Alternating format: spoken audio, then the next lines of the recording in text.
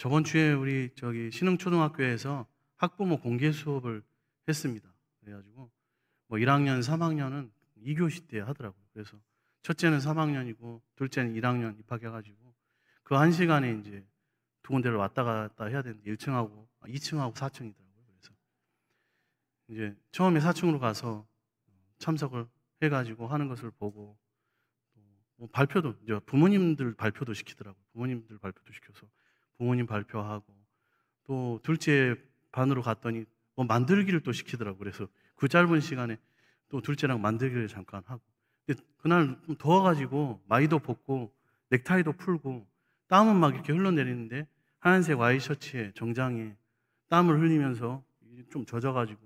근데 때마침 또 우리 송도님께서 전화가 왔어요. 그래가지고 전화를 받으면서 1학년 반에 들어갔더니 다 저는 중간에 들어갔잖아요.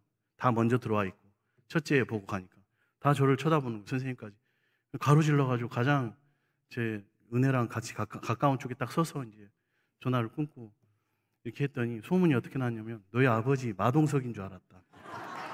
이거 땀 흘리고 이거 하얀 와이셔츠에 전화 받으면서 야 이렇게 막 하면서 중간에 들어가니까 마동석인 줄 알았다.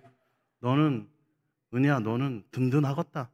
그랬다고 은혜가 와서 말을 했더라고요.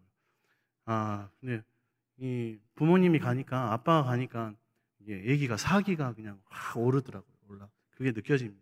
부모님 응원하니까.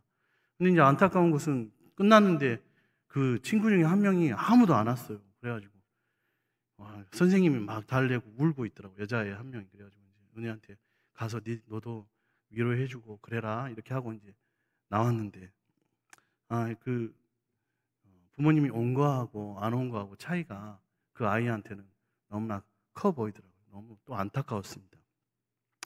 이 아이들, 초등학생 아이들뿐만이 아니라 국가대표팀으로 뛰는 우리 대표팀 선수들이나 아니면 나라를 지키는 군인들이나 뭐가 중요합니까? 사기가 중요합니다. 그래서 대표팀 선수들은 막 평소는 못하는데 뭐 국뽕을 먹는다 그러잖아요. 그래서 대표팀으로 나가면 사기를 먹고 사는 사람들이라서 자신의 능력치 이상의 결과를 보여주게 됩니다. 군인도 마찬가지죠.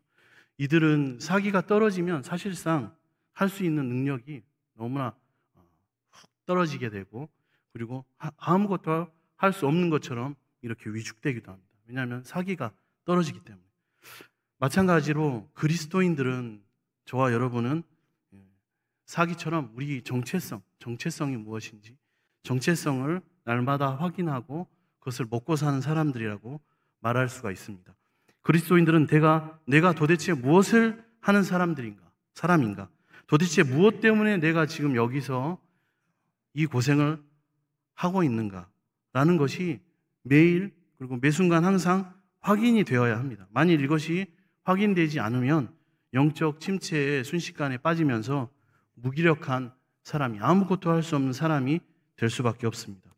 사도 바울은 오늘 로마서를 쓰고 있는데 자신의 편지가 이 로마 그리스도인들에게 큰 힘이 될 것을 확신하고 있습니다. 로마 그리스도인들은 돈이 많은 사람들이 아니었습니다. 그렇다고 지식이 많은 사람들도 아니고 자유인들도 아니었습니다. 그런데 그들은 무엇 때문에 지금 고생하면서 로마에 살고 있습니까? 그것은 바로 로마 교인들의 성도들의 정체성 문제였습니다. 그런데 사도 바울이 이 로마의 가난하고 비참한 사람들을 하나님의 관점과 하나님 말씀의 시각으로 보았을 때 하나님께 사랑을 받는 자들이요 너희들은 거룩한 백성들이라고 인정하고 말하고 있습니다. 왜 그렇습니까? 먼저 사도 바울은 자신의 모습에서 그 해답을 찾을 수가 있습니다. 사도 바울은 돈도 없고 권력이 없어도 모든 사람들에게 필요한 것이 바로 자신에게 있다는 것을 깨달았던 사람입니다. 그것은 무엇입니까? 바로 복음입니다. 바울은 자신에 대해 사실 좀 모순된 표현을 쓰고 있습니다. 그것은 바로 복음의 빚진 자, 오늘 제목처럼 복음의 빚진 자라는 것입니다. 우선 빚진 자라는 것은 다른 사람에게 갚아야 할 채무가 있는 사람입니다. 하지만 바울은 다른 사람에게 돈을 빌리거나 갚아야 할 채무가 없었습니다. 사도 바울이 가진 빚은 무엇이냐 하면 우리가 잘 아는 것처럼 바로 복음입니다. 복음이었습니다. 그런데 그 복음은 아까 모순됐다고 표현했잖아요. 바울에게 빚인 것과 동시에 엄청난 재산이었습니다. 그것은 헬라인이나 야만인이나 지혜 있는 자나 어리석은 자 모두에게 필요했던 바로 복음입니다.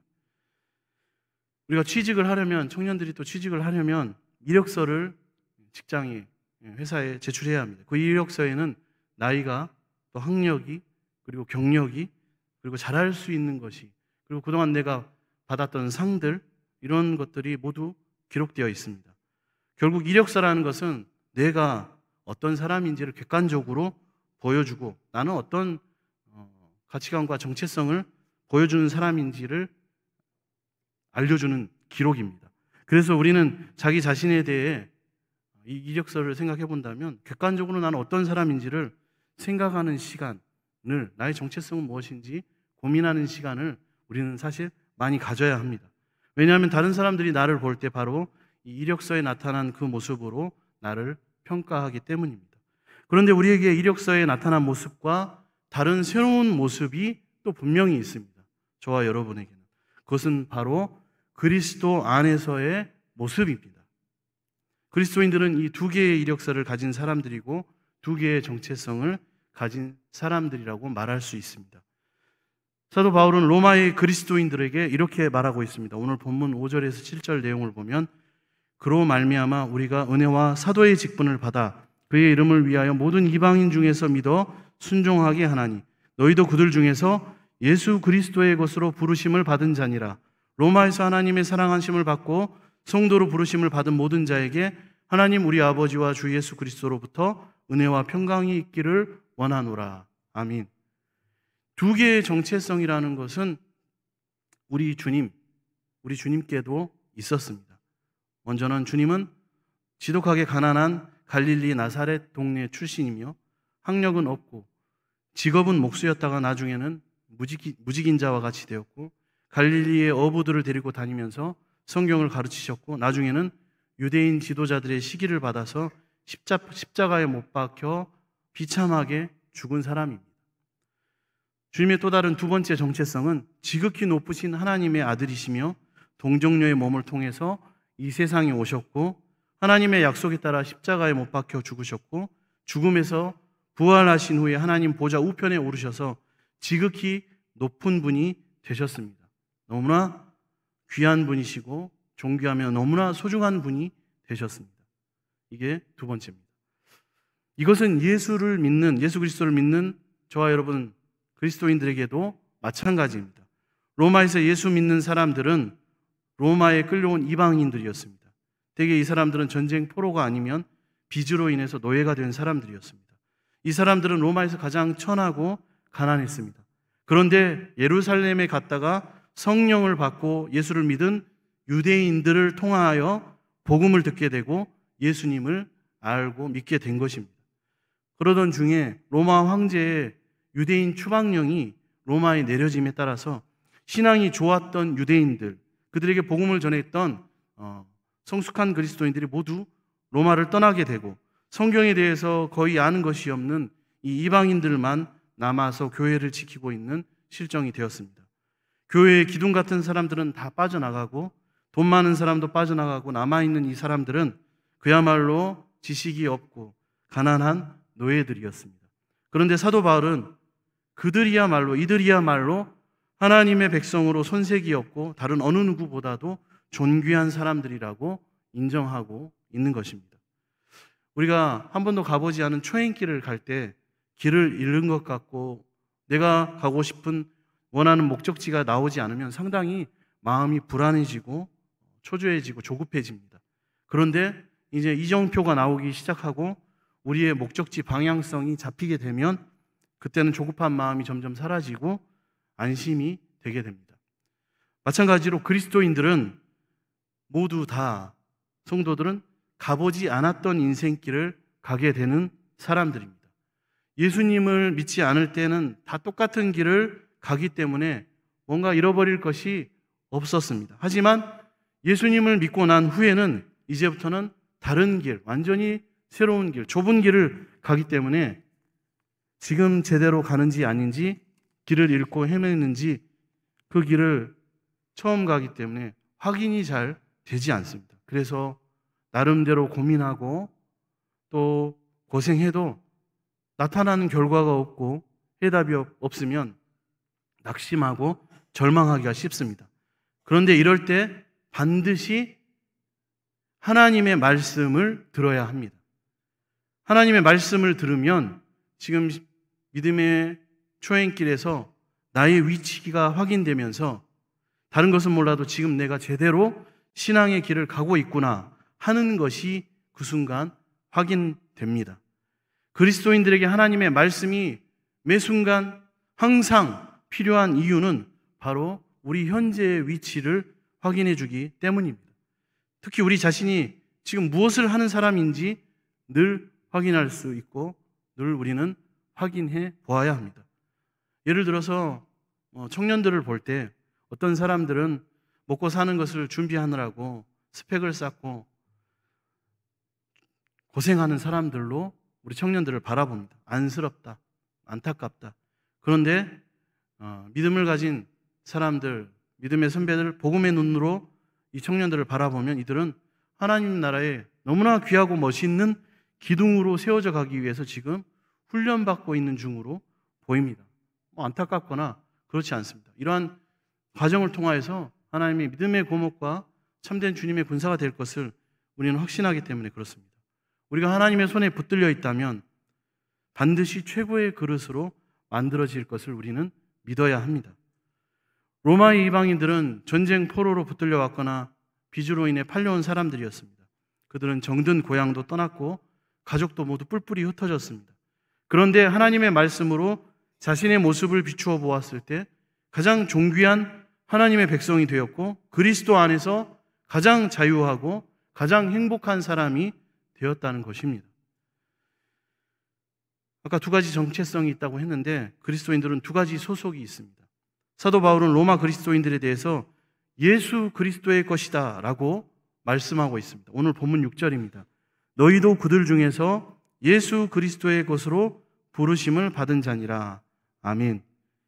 여기서 예수 그리스도의 것이라고 하는 것은 예수 그리스도에게 소유되었다라는 뜻입니다. 마치 어떤 노예가 자기 주인에게 소속되고 예속되어 있는 것처럼 모든 그리스도인들은 예수 그리스도에게 예속되어 있다라는 뜻입니다.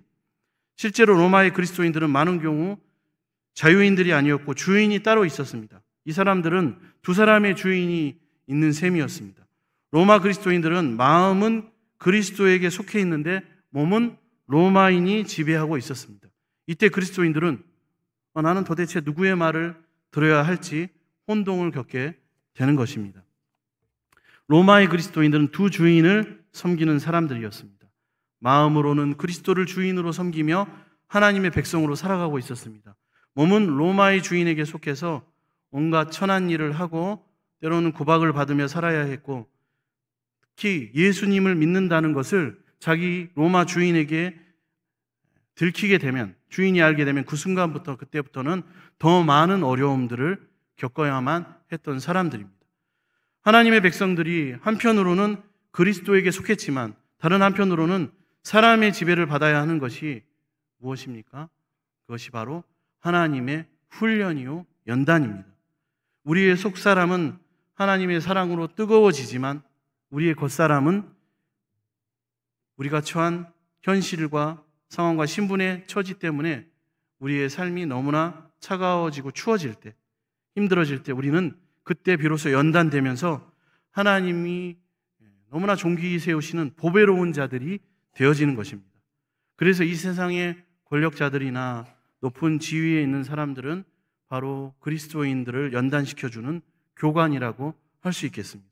우리는 그 교관 밑에서 진정으로 겸손하고 정직한 하나님의 자녀로 다듬어지고 만들어지게 되는 것입니다.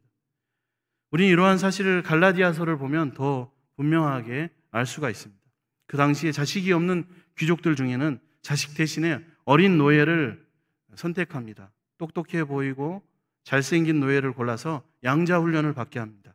이때 나이든 노예에게 이 일을 맡겼는데 이 나이든 노예가 바로 초등교사, 예전 성경을 보면 몽학 선생이라고 표현이 되어 있습니다. 이들은 교관이 되어서 양자로 선택된 어린 노예들을 혹독하게 훈련시켰습니다. 훈련 받을 때 너무나 힘들고 죽고 싶고 고통스럽습니다. 다른 일반 노예들보다도 더 많은 고생을 해야만 했습니다. 하지만 때가 되면 노예의 옷을 벗고 새 옷을 입게 되는데 그때부터는 이 양자가 주인이 되고 이 늙은 교관 노예는 종이 부하가 되는 것입니다. 그리스도인들은 자기 마음대로 내가 하고 싶은 대로 내 욕구대로 사는 것이 아니라 이 세상의 초등교사들에게 훈련과 연단을 받으면서 겸손과 존경을 받을 만한 사람으로 만들어지게 되는 것입니다. 사도 바울에게 감사한 것은 바로 이렇게 힘들고 어려운 상황 가운데서도 로마 교인들이 신앙이 자라나게 되고 교인들도 부흥하게 되었다는 것입니다. 많이 늘어나게 되었다는 것입니다. 본문 8절에 보면 먼저 내가 예수 그리스도로 말미암아 너희 모든 사람에 관하여 내가 하나님께 감사함은 너희 믿음이 온 세상에 전파됨이로다. 아멘. 로마 교인들의 믿음이 온 세상에 전파됨이다 라고 하는 것은 그들의 믿음이 질적으로도 성장하고 양적으로도 함께 성장했다는 것입니다. 어떻게 해서 이런 일이 일어나게 되었습니까? 그것은 지금까지 그들이 의존했던 유대인 교인들이 그들을 떠났기 때문에 이렇게 될 수 있었습니다. 하나님의 계획이었고 또 섭리였습니다.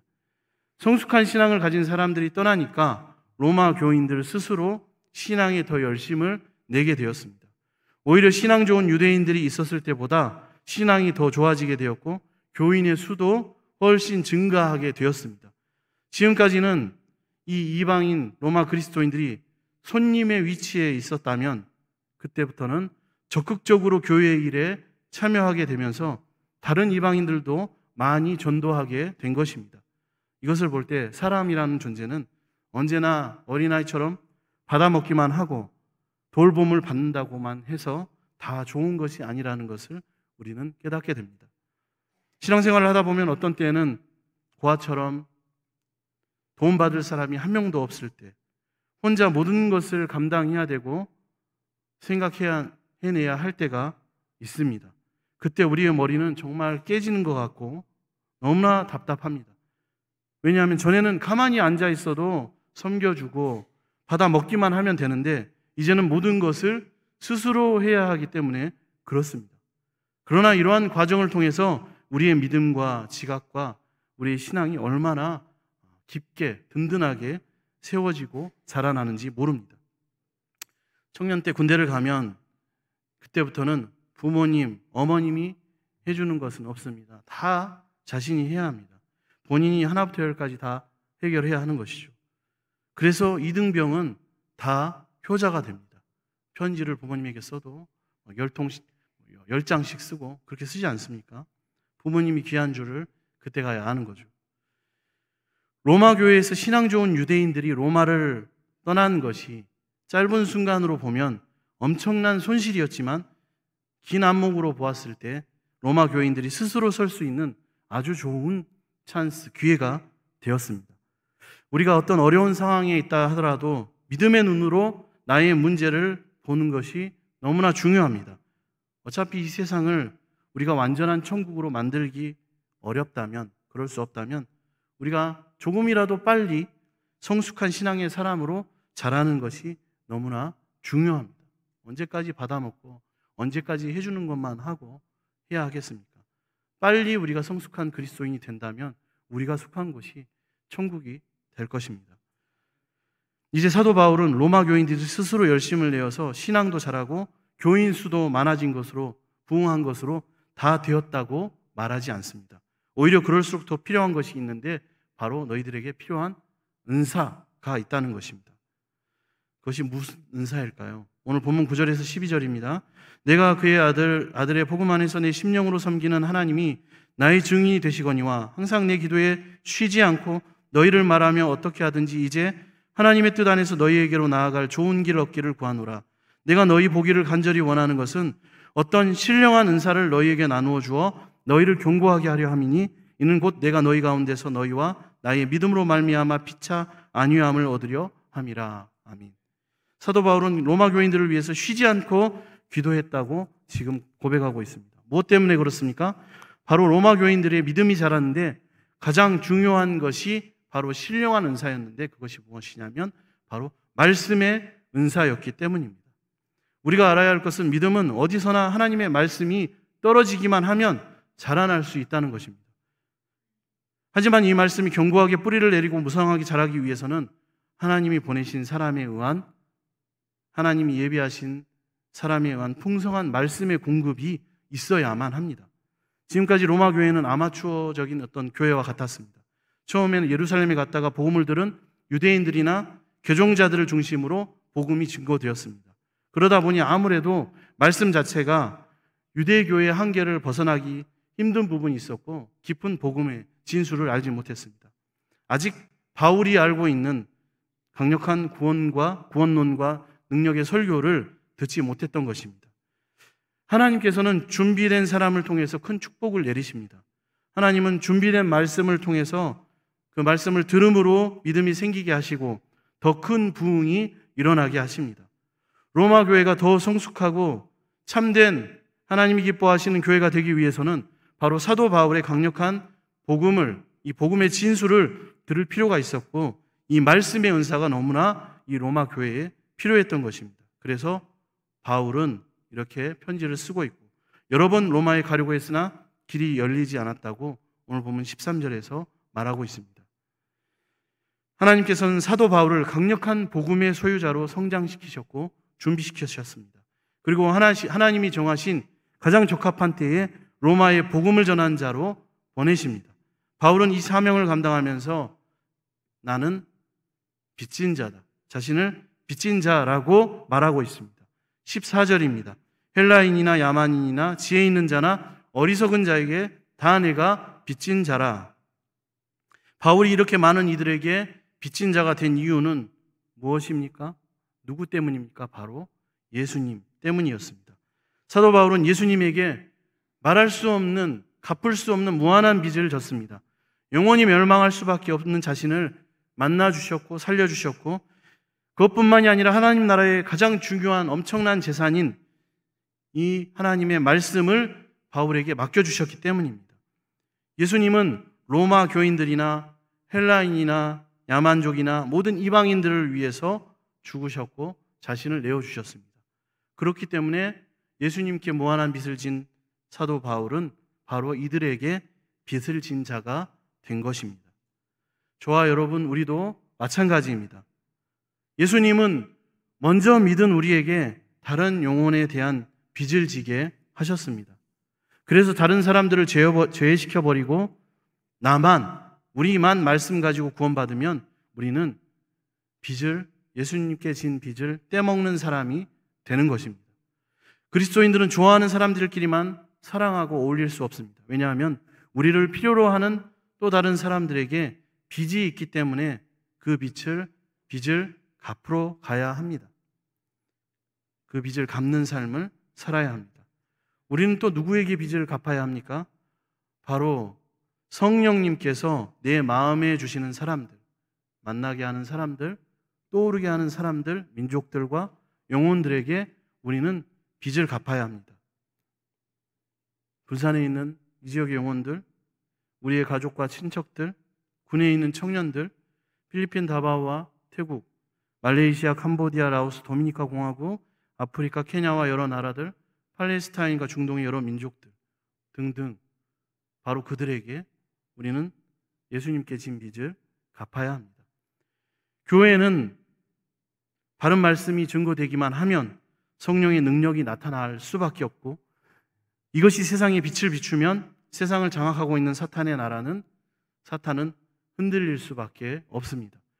오늘도 우리를 통해 우리 군산 동부교회를 통해서 한국교회를 통해서 이 귀한 축복이 넘치도록 일어나기를 원합니다. 우리 가운데 위대한 복음이 증거되면 죽은 영혼이 살아나고 사탄의 세력이 하늘에서 떨어지는 능력이 바로 우리를 통해서 나타나게 될 것입니다. 그리고 열방이 또 많은 영혼들이 우리를 통하여 돌아오는 역사가 있게 될 것입니다. 이 사명을 함께 감당하는 복음의 빚진 자들이 되시기를 축복합니다. 기도하겠습니다. 사랑의 하나님, 오늘 말씀을 통하여 우리가 복음의 빛인 자임을 깨닫게 하시니 감사를 드립니다. 복음의 빛인 우리가 그 빛을 잘 갚을 수 있도록 인도하여 주시옵소서. 예수 그리스도와 사도 바울을 통하여 전파된 복음이 우리 주변과 군산시와 저 열방 땅끝까지 전파되는데 쓰임받는 우리 모두와 우리 군산동북교회와 한국교회가 되게 하여 주시옵소서. 감사드리며 예수님의 이름으로 기도드립니다. 아멘.